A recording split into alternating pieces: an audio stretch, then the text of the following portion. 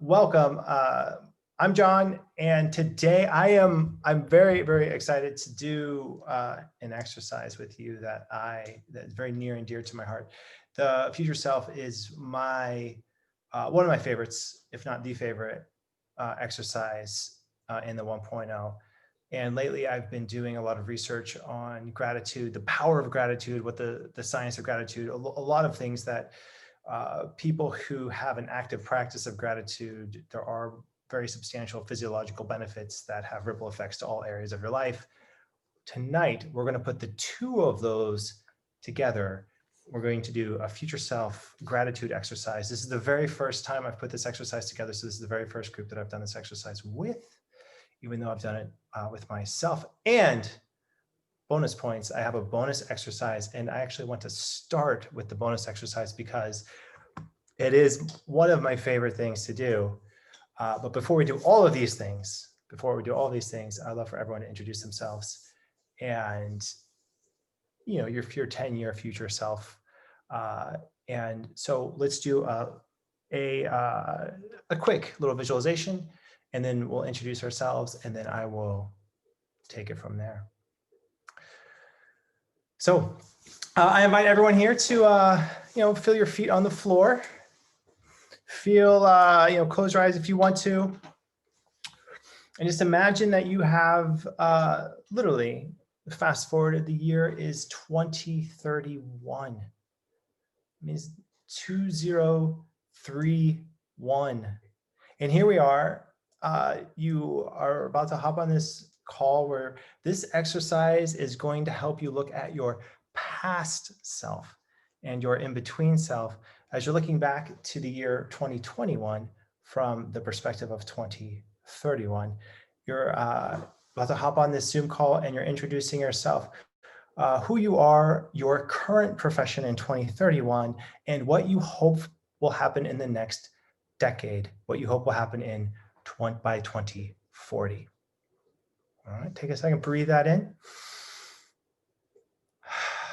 I think there are welcome, 15 of us. So we got to go somewhat quick to get through the exercise. And if we need me to go through and call people, I can. Otherwise, let's do this group.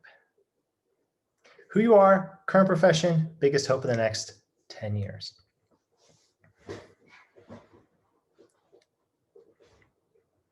Amanda, let's go for it. I love that background, by the way. Thank you. So I'm Amanda Clay. In 2031, I'm coaching in some form or fashion. I don't know what that looks like yet. What were the other questions, John? Your biggest hopes in the next 9 years by 2040. Biggest hopes in the next 9 years. That I have traveled to at least 2 different countries, and that I'm continuing to help people in whatever way I can. Thank you, Amanda. Samantha, I'm just going to cross my board. Hi, my name is Samantha Nealand, and I am a motivational speaker and best-selling author of a self-help book. And in the next 10 years, I hope to be on a speaking tour for my second book. Thank you, Samantha. Joan. I'm Joan. I'm currently an academic advisor and life coach. In 2031, I am working with substance using at-risk teens and foster care students to help them find their niche in their future. And what do you hope to happen in the next 9 years, Joan, by 2040?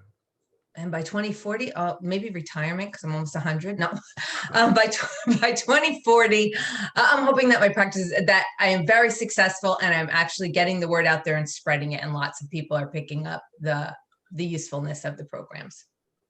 Thank you, Joan. And don't we all look good for 2031? It's good stuff. Look great. Look great. Karen. Hi, I'm Karen Hill, and in 2031, I hope to be a professor and also the director of a family justice center in our community. And in 2040, I hope to be a grandmother, retired, and in North Carolina living with my children. All right, thank you, Karen. Jim. 2031, current profession. All right, 2031, my current profession is full-time coach and personal trainer. And in 2031, I am just getting my feet settled, owning a gym where I also operate my coaching business out of. All right. And that's 10 years removed from COVID. That's a really great idea too, to have like an. Yeah, I feel like that's a long enough time period. Yeah, it'll be safe by then. Totally. Awesome. Thanks, Jim. Patty. Hi. Well, I hope I'm a grandmother, and I hope I'm a dog owner, and I hope I'm traveling to very warm places and continuing to coach, but most likely in the schools, substitute teaching and tutoring, and still practicing and teaching yoga. Thank you, Patty. Sandra. Hi everyone, my name is Sandra, and in 2040 I'm planning to be a coach and an author as well. And for 10 years from 2030, I'm planning on be ready for retirement and travel the world. Thanks, Sandra. Rachel. Hi, everybody. I'm Rachel Fitch, and in 2031, I plan to be a successful business consultant, kind of near the end of my career, also providing training and education in businesses around the country, and a speaker at different world conferences and events. And 10 years in the future beyond that, I'm looking to travel, maybe find opportunities in the world to give back through the Peace Corps and other programs like that. Thanks, Rachel. Mark. Yes, Coach Mark. I am a world-renowned transformational coach and motivational speaker, traveling the world, speaking to large and small groups, and pushing my best-selling books that are becoming a best-selling author, pushing my books across the world, supporting the work that I'm doing as a transformational coach. And then moving forward, hope to, well, not hope, but will launch into my nonprofit where I will be developing other young leaders to experience the freedom and the joys of being their authentic self and transforming their lives as well. So that's my future self. Thank you, Coach Mike. Brittany. Hi, my name is Brittany. I am a life coach, author, and speaker. I split my time between Chicago and some other beautiful second home, of which I'm looking for currently. And I am at approaching the halfway point of visiting every country in my lifetime. So, yeah. Cool. Alika. Hi, I'm Aleka, and I've been a life coach for some time at 2031 and have helped hundreds of teenagers with cross-cultural transitions. I will be living in a different country than my passport country, and by 2041 will continue to live in different countries and be retired, enjoying where my kids are and enjoying the world, maybe going to visit Brittany. Thanks, Aleka. Antoinette. So in 2031, I will have been a relationship coach for about 10 years.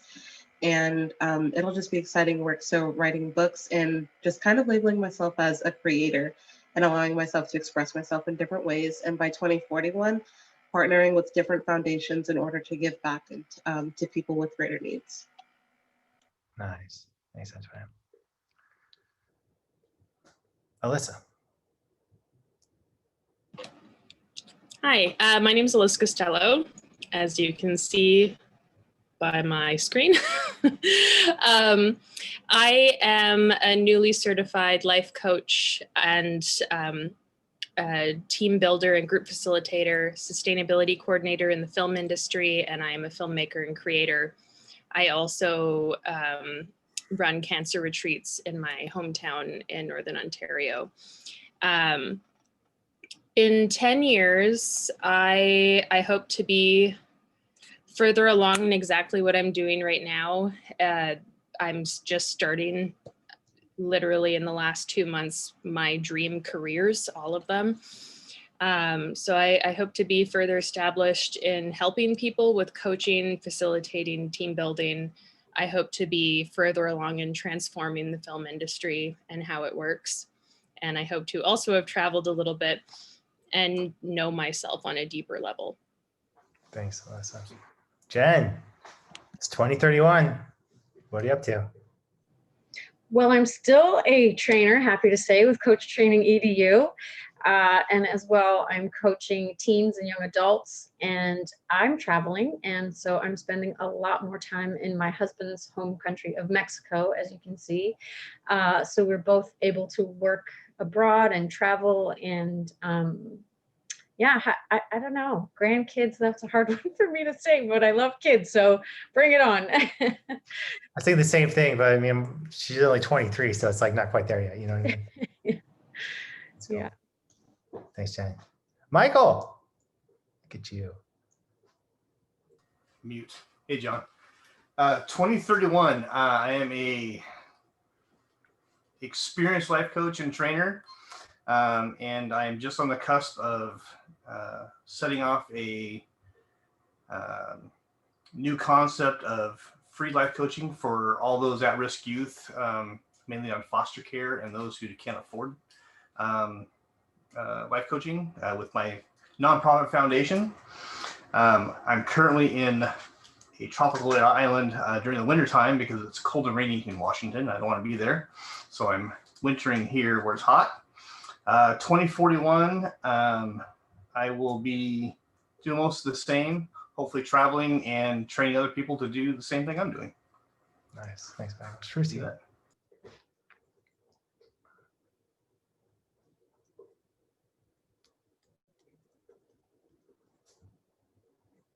Shruti, you going to go? Can she hear us? Yeah. Hi. There you go. Go for it. So I'm like this. Anyways, I wanted to come for this. So hi, everyone. I'm Shruti.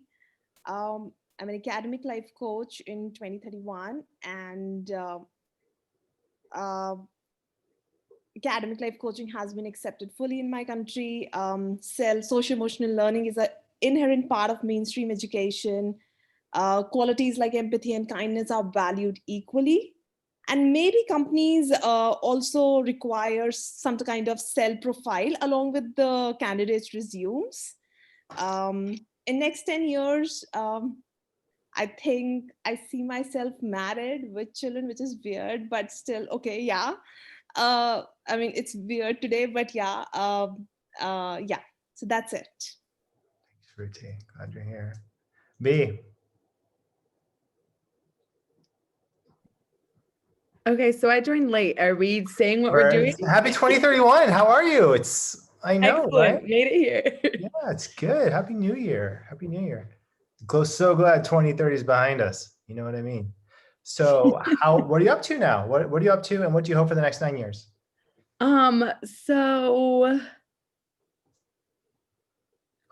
So it's 2031 right now. That's what it is. Okay. I'm like catching on to it. Actually, it's the wrong date. Can you believe your little one's 11 already? That's amazing to me. That is amazing. I just remember when he was born. You know what I mean? My mind is blown by that. It's pretty cool because I am an academic life coach actually at the all boys school that paid for my academic life coaching. And it's pretty awesome because it's really fun to see like just kids who don't normally have access to things like, you know, private life coaches, get into these like different activities like future self and the core motives and just that self-awareness. Oh, it's so fun to see those light bulbs go off. And it's crazy because I have 11-year-old and then 2 other children, younger children, which is really fun. And we kind of have that kind of house where like, if you didn't know us, you wouldn't actually be able to tell like who's our children and who's not.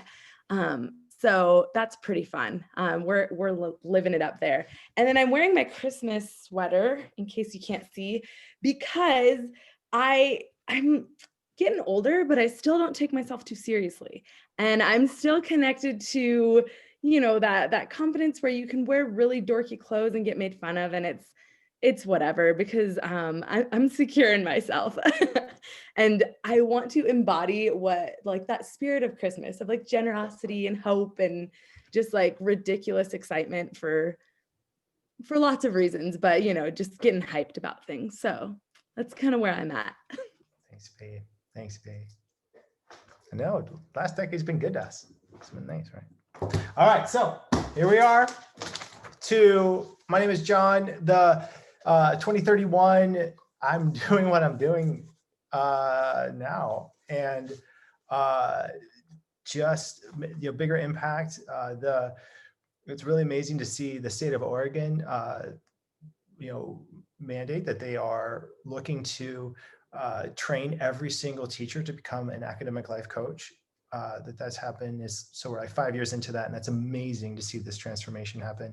And a lot of states, other states coming on board with outreach that, you know, that teachers, really this transformation of education to be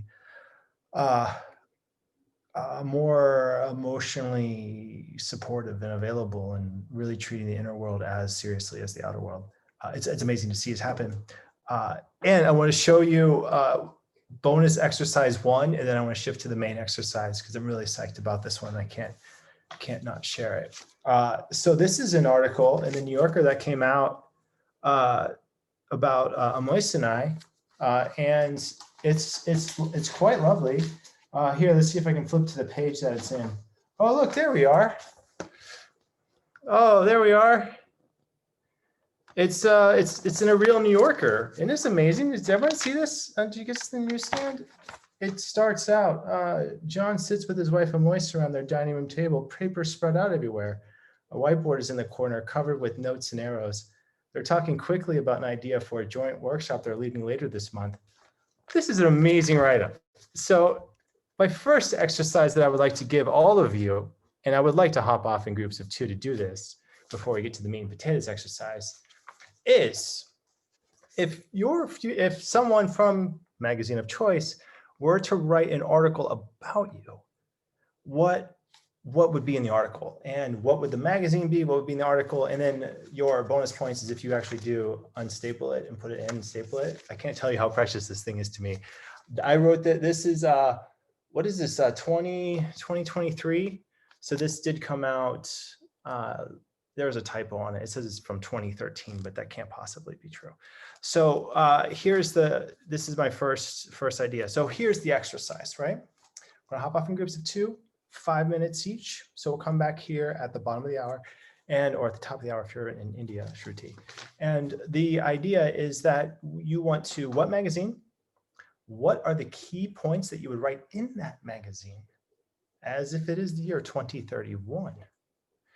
And what is the, when you're going to, you know, when you're going to write this up, like, you know, this a general plan for writing, you know, this kind of write-up.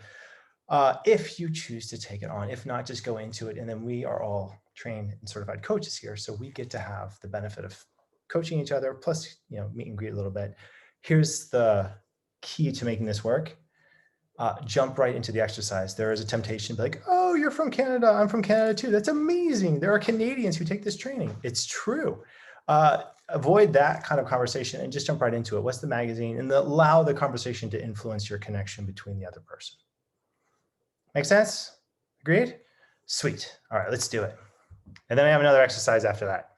The real meat and potatoes exercise, but this one is, you know, or I should say meat and potatoes, the heavy nutritious part of the meal exercise. Where are the groups? Who's the host? I don't think I'm the host. Ashley, help. Yeah, it shows you're the host, John. It does? Yeah, Ashley's the co-host. Where's my It gives me breakout rooms though, John. So if you want me to. Gotcha. I got it. I found it.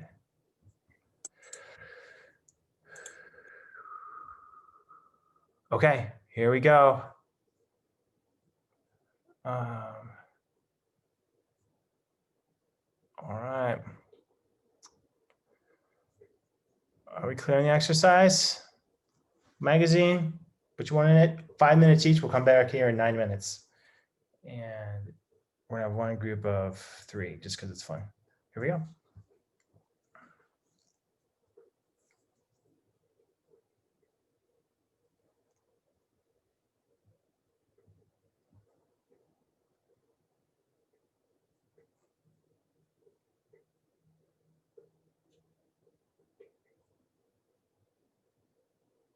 Only. Puppy sighting was for live only. Sorry, recording audience, you missed out on the puppy. Yeah, no, I feel like coaching is this reality, this alternate reality bubble where you get to try on different perspectives. You get to try out different things and see how it fits. And it already puts you as a client into a different spot. Now at the year 2031, you're already in a different spot. These questions have a filter. There's already a filter through which you're being. It's this beingness that happens as clients that is extremely important as a coach to hold space for. Yeah, any other insights for that before we launch to the exercise number 2? I had one. I really liked, our group was really creative and they didn't just stick to the magazine thing. Maybe this was already said, so I apologize, but one person was on the Oprah show, like the Super Soul Sunday, and another person gave a TED Talk. And I just thought that was a really creative way to make it your own. So I loved that. Thank you, B. Thank you, B. So bonus points. If you want to write the article, write the article up and put it together and share it, we'll put it on our social. We'll share these on our social or blog, something. I can't promise social. I can promise blog. You have to talk to a Moise if you want the social. So we can do. I just got to show you some of these. So here's us on a, so I included some photos too in this one. So there's us on a run. You see it? There you go. There we are. And then it has, they have these cartoons, and it's this person sitting at a really big desk and another person is looking at the big desk, and the caption is, "I'll tell you how I got here. Hours and hours of hard visualization." Is the cartoon. Love that one. And then this is a house that we currently don't live in, but moved from. It's a house in Portland. It's really fun, by the way. Look at that. Look at a Moise and our oddly old granddaughter. And then we have another one too. We have another one. One more cartoon. There he is, mowing the grass with the snowblower. This is precious. All right. Exercise number 2. I have it prepared, actually. Let's go for it. Oh man, that's a nice background. That is from Lugano, Switzerland, where I just played chess as I was doing, played outdoor chess. This time though, I won my match against the person. Apparently the person I played was really good. I do love chess. My ELO score is now above 2,000. Pretty psyched about that. Any chess nerds out there? Do you have any chess people? No, I'm not ready 2,200 right now. I wish. More like in the 1600s. I've seen the Queen's Gambit though. Yay. That's ancient now. It's old. It's an oldie but goodie. All right. So here we go. Here's the exercise where we put gratitude together with future self.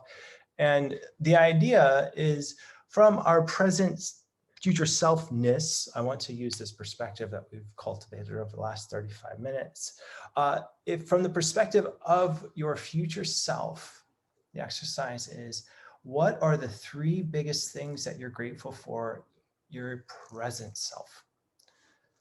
And I would invite everyone to get a piece of paper and write down 3 things, 3 big things that you are currently right now grateful for your present self.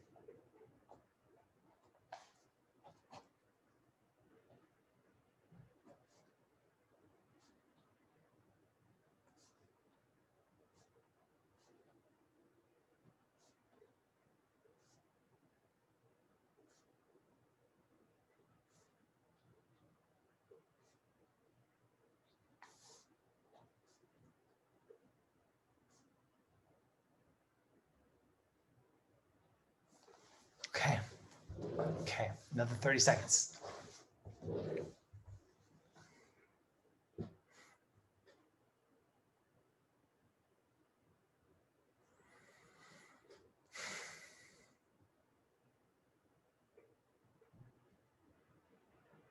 All right. How are we doing? What was interesting about that exercise? Future self, looking back at your past self with gratitude. What was interesting to you about that? Let's have maybe 2 or 3 people share, deepen the experience.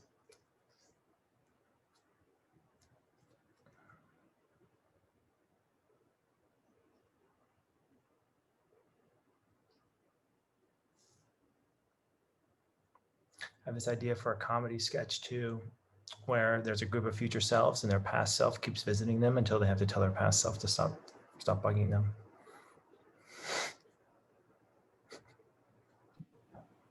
I think it's a really interesting way to get to a place of gratitude and realization about, especially if you have a hard time recognizing where you're at. If you're able to look back, it's a very creative way to recognize what you got going on right now. It's fun, isn't it? Yeah. No, thanks, Alyssa. Put you in an interesting spot. 1 or 2 others.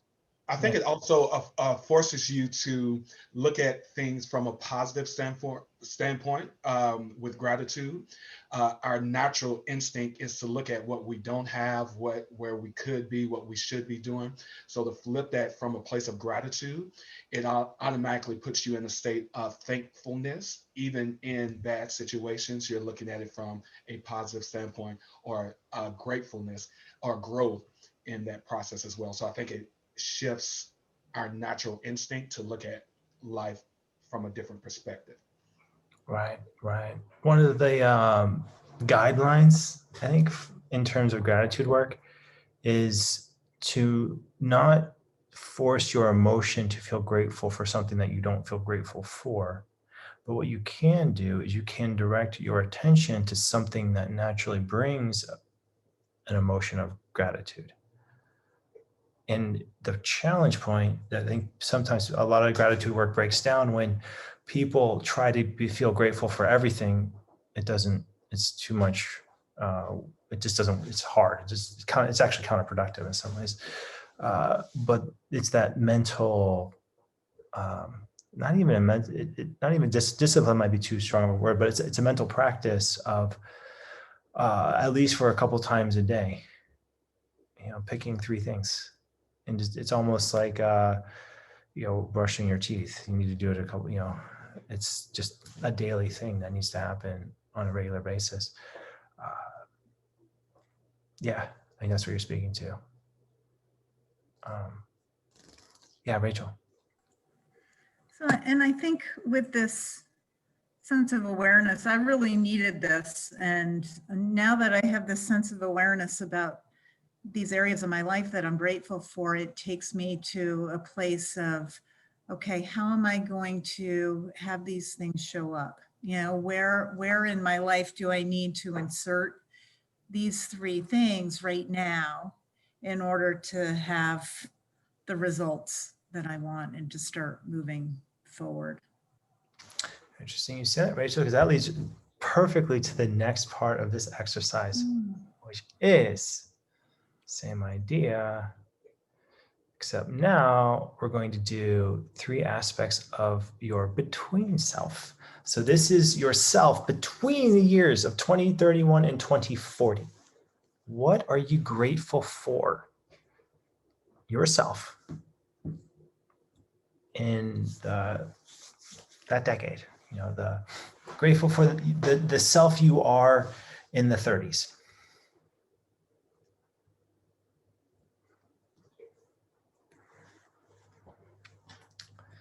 We'll write those down. 3 things.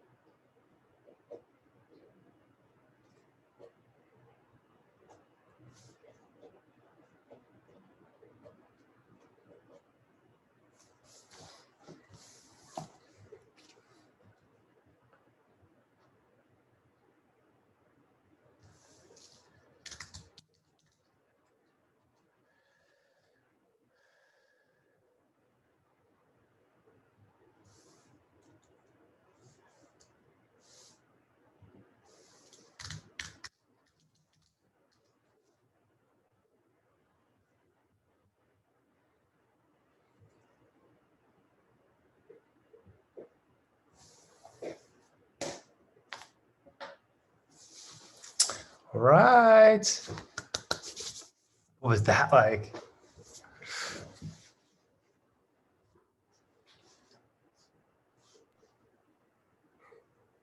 For me, it was kind of, I kept coming back to like different ways to phrase, like, I'm really grateful for like the hard stuff or the lessons learned or pushing into uncomfort or just, those things that are kind of those rub spots that you're never, well, at least I'm not like excited to do, but I never regret.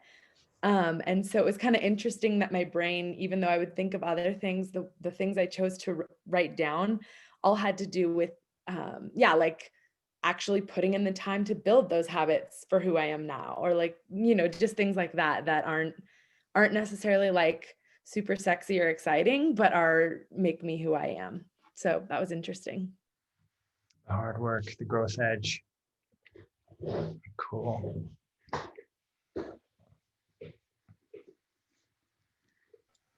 The second round of the Great List exercise felt a lot easier than the first round for me. And I think that's kind of related to, it was easy for me to pick up thoughts of, I know that I want to do this soon in the future. And so it was kind of easier to connect to my future self with this in-between piece, which was really nice. It's an interesting idea to think of yourself in 2031. What's the growth edge of your 2031 self? Like what's still, or what, but not necessarily growth edge, but like what's the gratefulness of that, 2031 self? Stretching into it. Let's do one more. And then I think you know which exercise is coming next. We have one more round of gratefuls. So the crescendo, one more mental emotional leap. Should we take it and then do a longer debrief? Yes, we should. All right. So the next one, the last one is, here we are. It's like going to the CrossFit gym of gratitude with a time machine. From the perspective of future self, what are the biggest things that you're grateful for your future self, the 2040 self? What are you most grateful for your 2040 self?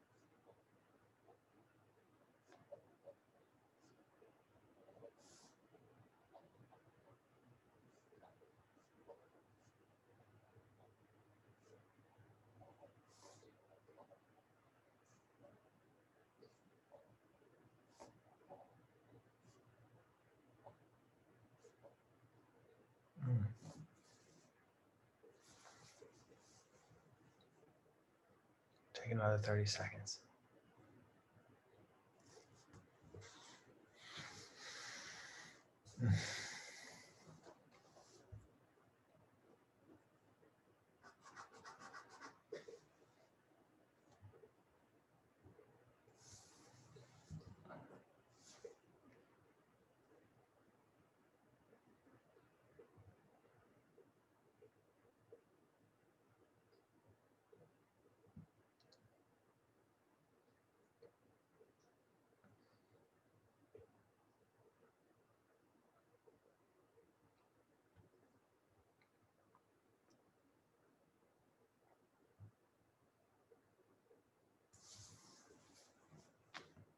All right.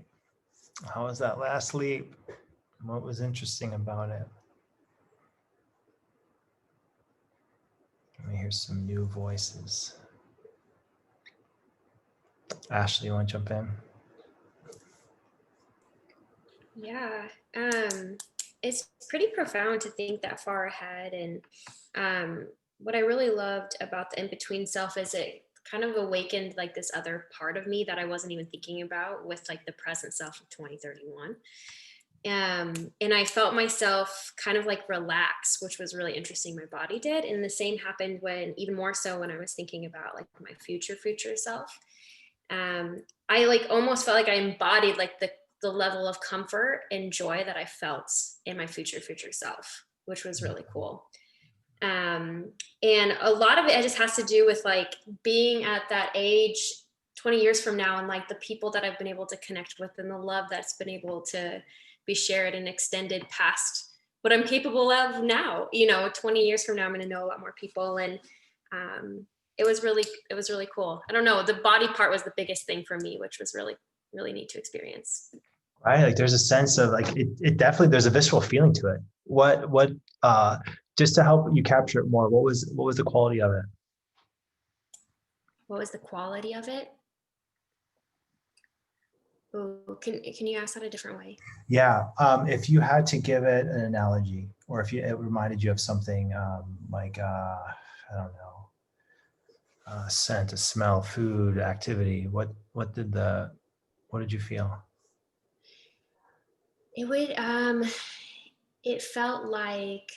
It almost felt like one of those like trust falls in a way, but with like a bunch of people behind you. So, you're not really going very far, and then you just like are in the embrace. That's what it felt like. That was the quality of it. What name do you want to give it? Let's put a bow on it for you.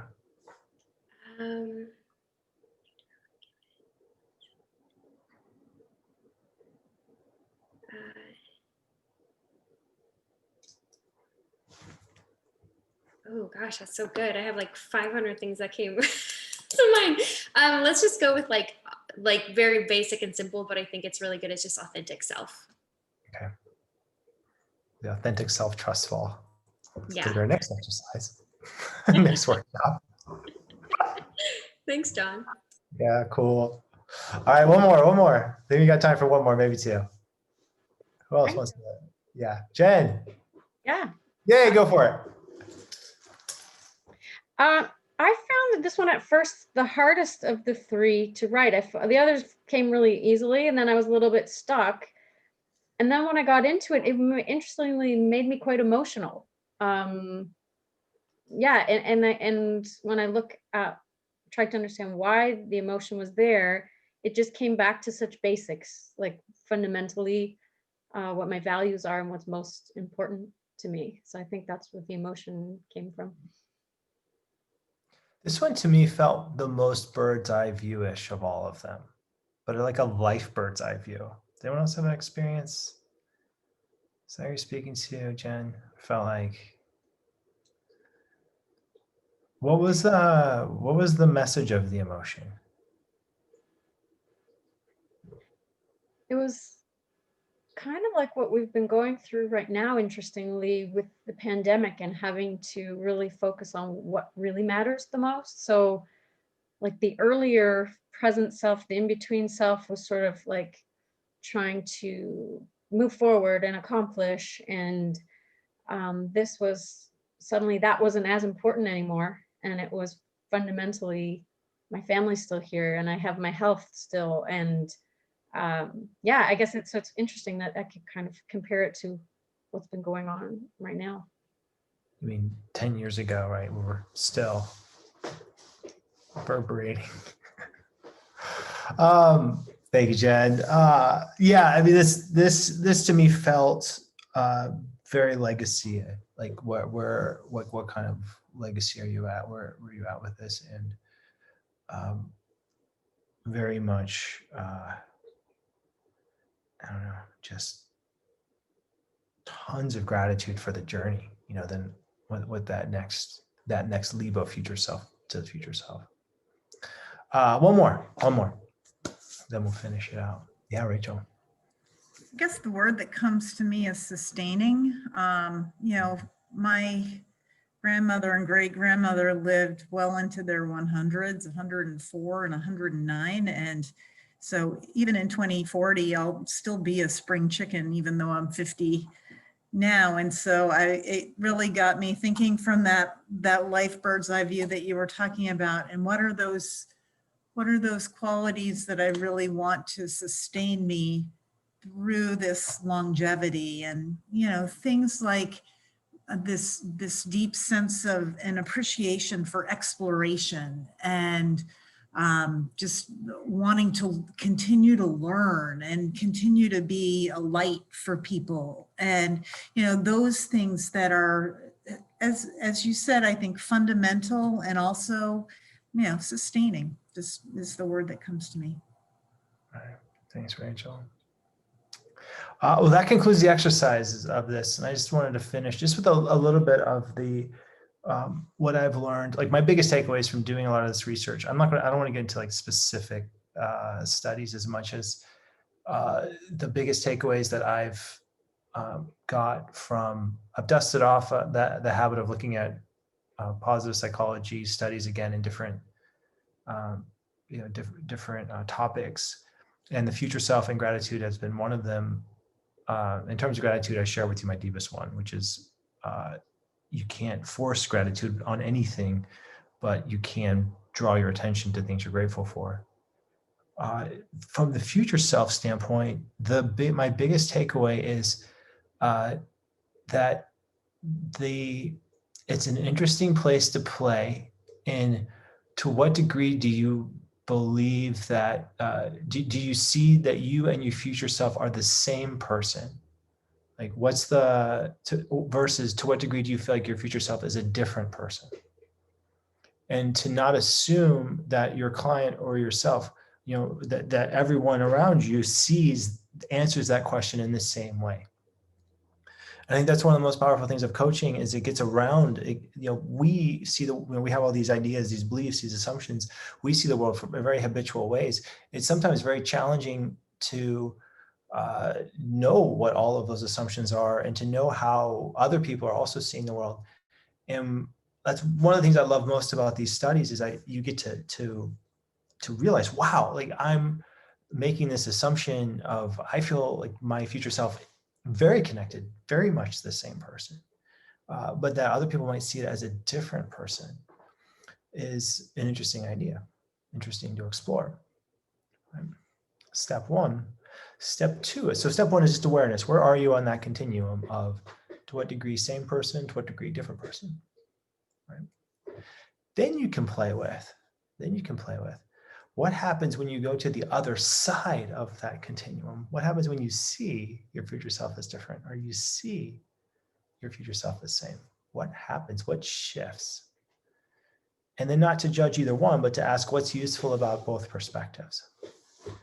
That is like the coaching scientific process, if I had to distill it. You figure out a spectrum. Where are you in the spectrum? Play with, slide around, and come back and take not good or bad, but useful, not useful. If I had to distill the client process into, a coaching method, from a client standpoint, that's what that would look like. And that is my biggest takeaway from the research. How was it? How did we do? That's an hour. Did that feel? We did it. Super fun.